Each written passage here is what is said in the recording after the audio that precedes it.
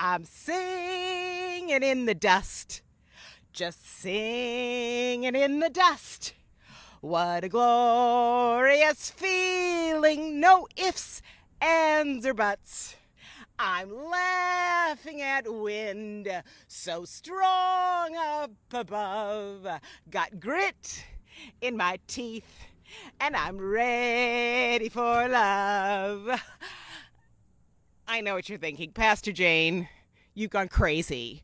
You have been spending too much time in quarantine, and now you're out in this godforsaken land, spending too much time out here. Time for you to get back home, take care of yourself, so you can lead us again when we're back together in church. Let the solitude chase everyone from the place. Come on with the burrs, I've a smile on my face. What? Pastor Jane, what in the world are you talking about liking burrs? I mean, here we are in the wilderness, and some of us like being out in the wilderness. We like the adventure. Some of us like being out here a little bit, but we'd much rather go home and have a nice comfy bed to sleep in.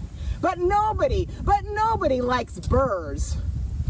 And I'm guessing nobody likes being in the wilderness 100% of the time, especially if we find ourselves being forced into the wilderness, not something that we necessarily choose to do. And you know what? When we think about it, maybe that's where we are right now, and pretty much 100% of the time, in a place that is a wilderness. What do you think of when you think of wilderness? A place with nothing familiar, nothing comfortable from home, recognizable from home.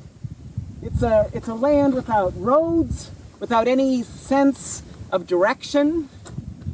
It's a place where there aren't many people. It's very quiet and can be very lonely. And it's also a place that's very harsh, where there's all sorts of critters and plants that can prick us and bite us and burn us and make life really hard. In fact, we were hoping to shoot this sermon out in the wilderness, and it's too harsh even for our cameras. So, what are we going to do? Well, first of all, I think we just have to acknowledge, maybe, that this is the world we're living in right now. A wilderness, if not literally, certainly figuratively. A landscape that is unknown, uncomfortable, lonely, with no sense of direction, and can be painful.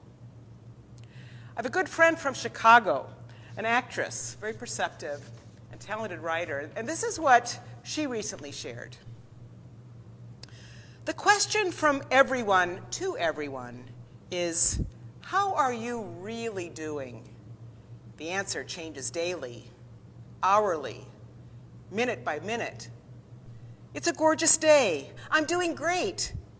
Then I start singing quietly to myself while working in the garden and am so overwhelmed by grief, I can't breathe.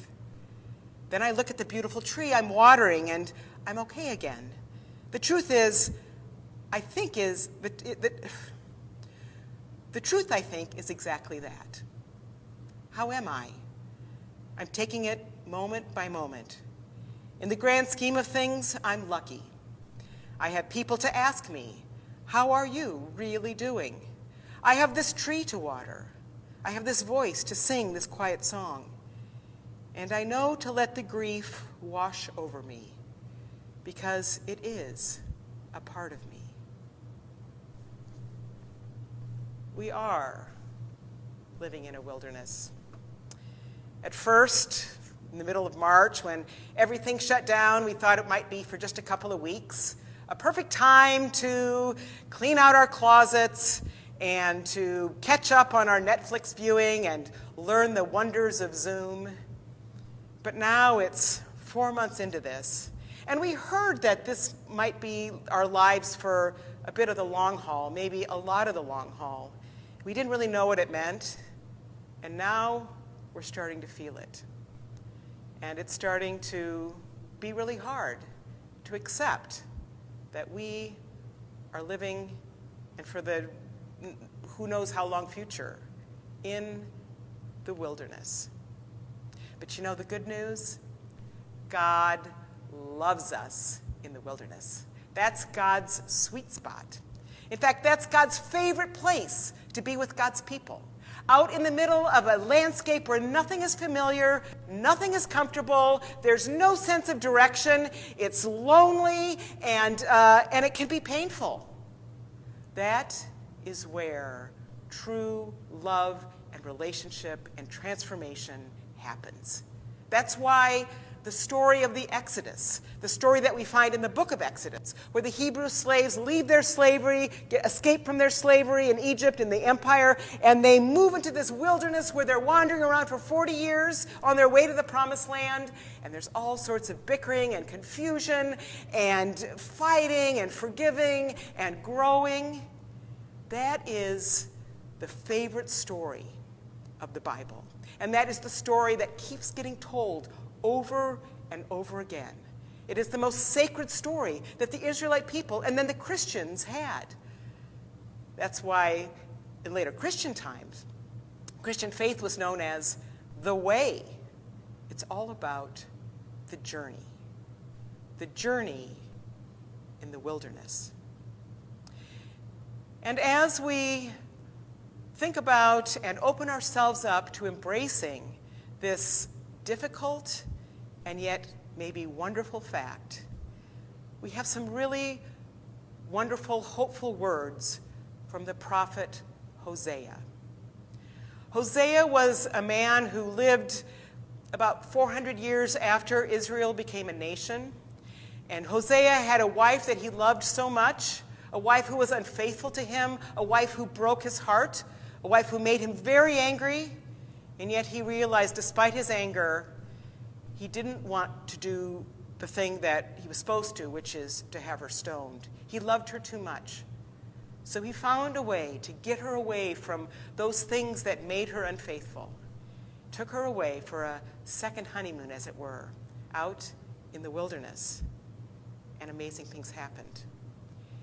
And that's what Hosea said was going to happen with the people of Israel, who had, after 400 years of being a nation, become corrupt. Their leaders were more concerned about staying in power than anything else.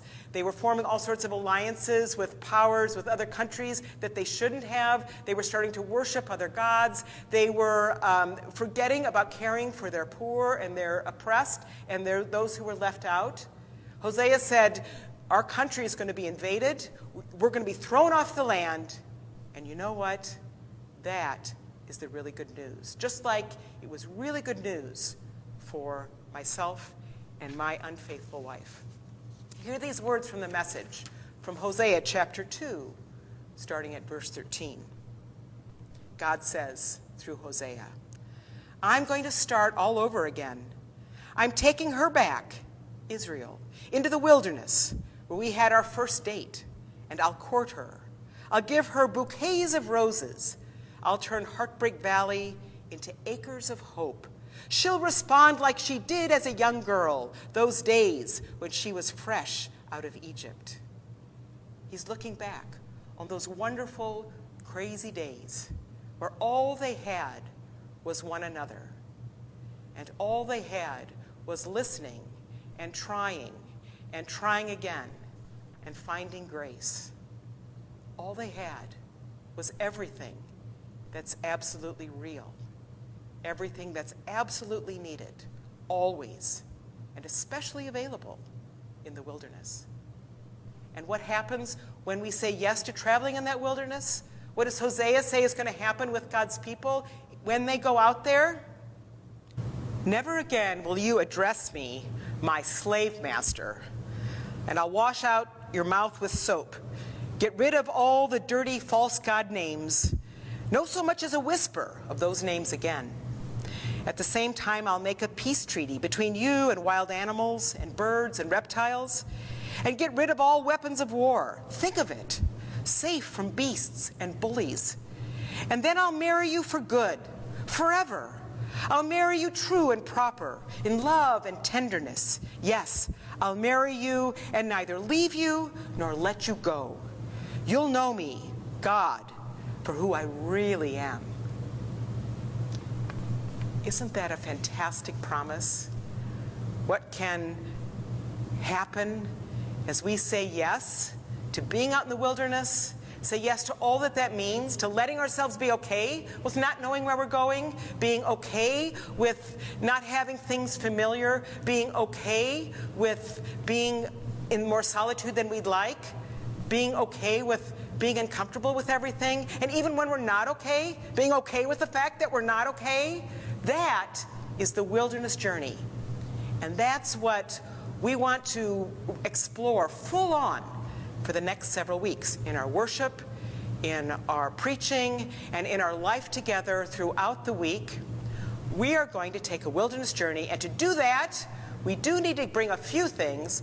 God always wants us to travel lightly, but we do need to bring a few things with us. So, for today, I want you to say, you know, I think I'd like to take this wilderness journey, and in order to have some tools so I can make the most of this journey and find God and do all the things that generations before me who've been out in the wilderness have learned about discovering God and finding love and all that sort of thing, we need to have a backpack so we can hold our tools. So I want you to think about that, saying yes to having that proverbial backpack that will hold the things that we're going to be looking at, the things that generations before us used and held on to and embraced. Things like praise and prayer and building altars wherever you might be and forming beloved community in unique, new, and life-changing ways. Are you ready to take that journey? Are you ready to say yes to the journey that already is? Pray with me, would you? Gracious God, I admit I feel lost and alone and scared right now. I don't know where I am going or what really I should be doing. I also feel too distant from you, not as close as I would like. I know I'm engaging in faithless behaviors because I am bored, angry, and scared. I yearn for your presence and peace and purpose that only is discovered on the wilderness journey. So get me ready to go, ready to learn, ready to be transformed step by step, day by day. Give me my backpack. In Jesus' name, amen. I'll walk and I'll cuss, but in God I will trust. Just singing and dancing in the dust. Doot, doot, doot, doot, doot, doot. Wow.